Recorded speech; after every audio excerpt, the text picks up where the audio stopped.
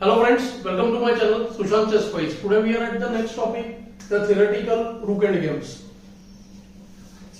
So this is a theoretical position in the sense that this position was analyzed by Popeo. He was one of the famous endgame composers. And interesting fact about this position is also that this same position came in the game Rode versus Kremlin in 1977. Exactly 20 years before this was analyzed by Popeo. In Rook Endgames, when the material is really less, there is a very fine line between a theoretical position and a practical position.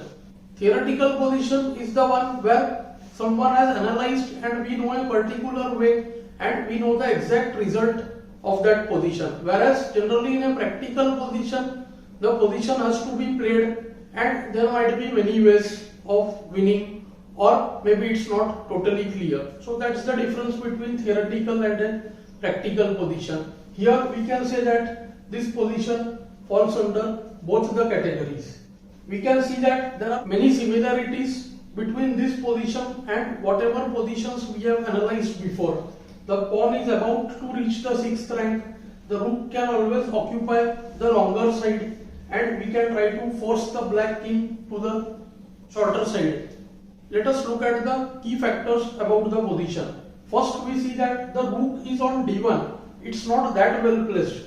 Neither it is on the long side, it cannot give checks, and nor it is behind the pawn, behind the first pawn, which brings about the second method of Philidor's drawn position. So this position is many ways related to that. Let's get started with the position. Of course, white has to be careful not to allow the same kind of Philidor position. In the game, that is what exactly happened. After a few moves, white could not play precisely and he reached the Philidor position which we have discussed before. So white should not play king f6 because it will just allow check from f1, and after ke6, rook f8, rook f1 check, kg7, rook a8, we will see that the rook can come behind the first pawn and we will reach the exactly the second way of Philidor position which we have discussed before. So white starts with ke6. Very important move. Immediately we can see that kd8 fails to rook h8 check, king c7 forced, and ke7. This is the drawback of the rook on d1. It should have been on e1. Then drawing possibility would be there. But now whatever is done, soon next move will be e6. After rook d7, just kf6 followed by e6, e7.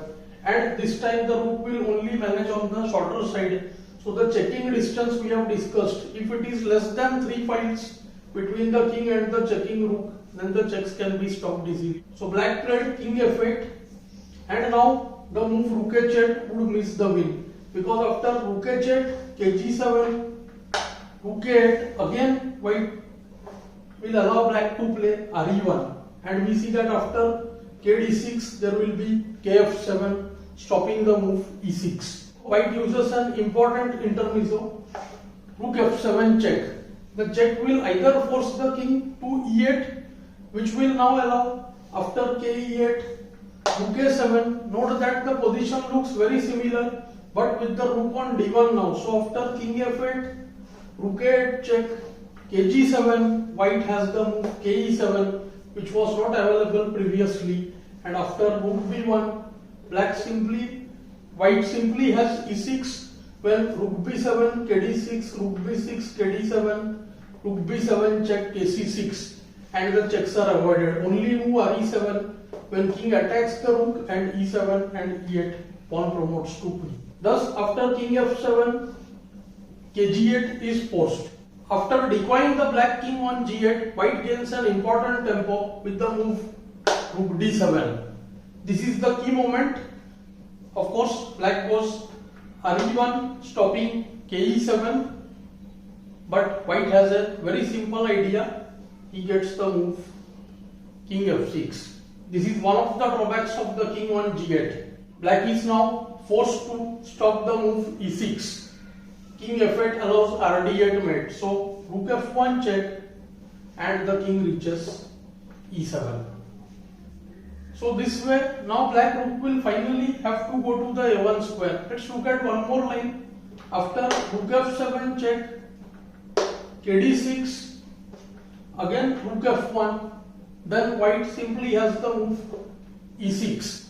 When rook d1 check, k e7, rook a1, and here white wins with the move rook d2, which is very similar to the game position.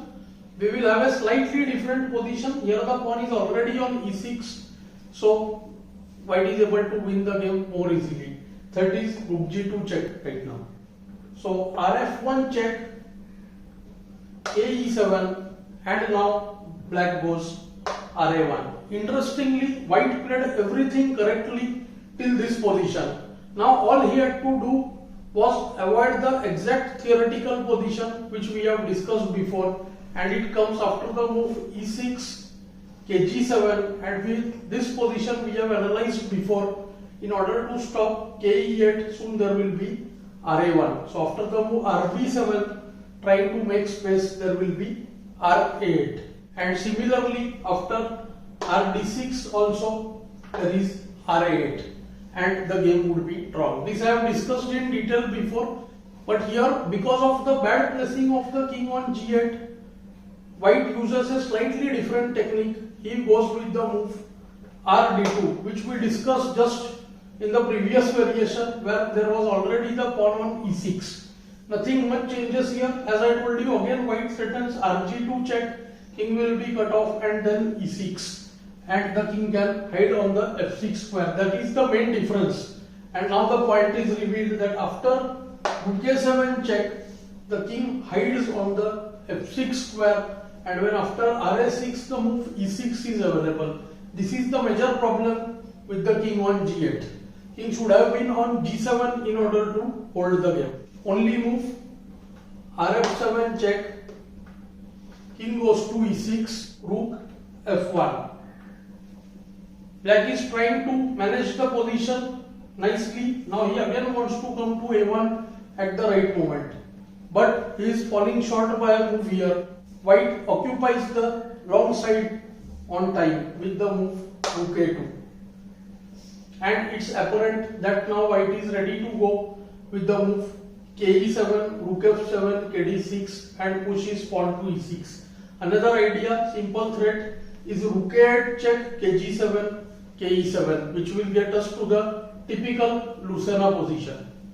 That is the main threat. So the only move is kg7. After re1, another attempt to stop ke7, but this time the king juggles its way out. After kf6, rook f1, ke7, rook f7 check, king moves to d6, and the next move will be e6 followed by e7, and white wins. So kg7 forced, rook a7 check. After king g8, there will be rook a8 check, kg7, and king d6. After rd1 check, there will be ke7 followed by e6. So black goes kg6. Now comes another good move, rook a8. Idea is simple, rook g8 check and push the king to the corner.